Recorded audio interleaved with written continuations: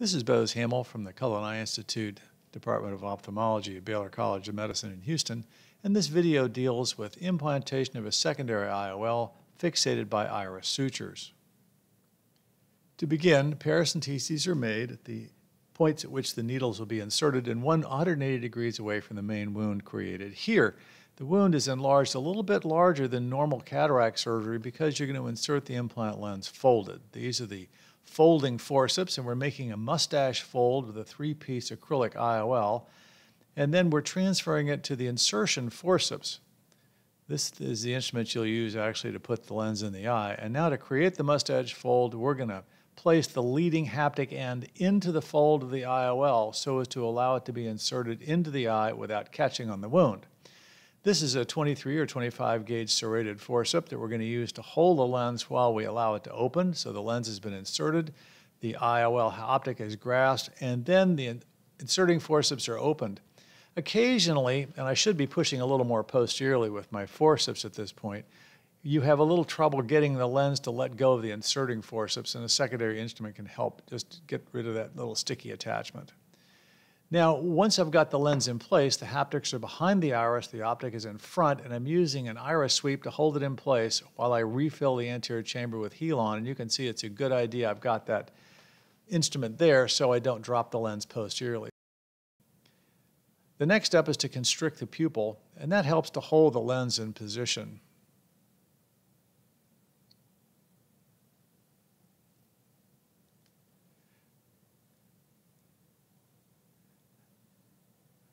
I'm going to sew the lens in with 9-0 Prolene on a CIF needle. This is a sharp, fairly stout, long needle, and I'm going to elevate the optic so as to allow the iris to drape over the haptics so I can see them.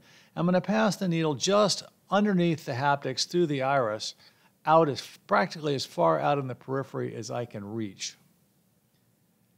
And this is pulled through. I'm using the main wound as my exit wound. In this case, I'm going to have to exit either through the cornea or through the limbal sclera. And it really doesn't matter where it comes out, more or less, as long as you can access the suture with a hook or a button hook to bring it out. Now, at this point, I'm going to reverse the sutures across the IOL haptic. This is the Weichert modification of the Sutured knot. And by flipping the sutures across the haptic, when you tie the Sutured knot, the knot will lie down flat. Here you can see I've reversed them. And now I'll proceed with the Sutured knot. You're going to pull the loop from the far side across, out the same paracentesis, making sure you maintain the correct orientation. I'm sorry about the focus on the video at this point. The loops are then laid out on the conjunctiva to make sure you have the correct orientation. And then I tie a 3-1-1 knot. This first 3-bite throw is brought down after it's completed, but not snugged tightly, just enough to hold the haptic of the implant lens against the posterior iris, because you may need to change the position of the lens a little bit. So I'm snugging it down, but I'm not going to pull it very tight, just enough to hold it into place. There we go.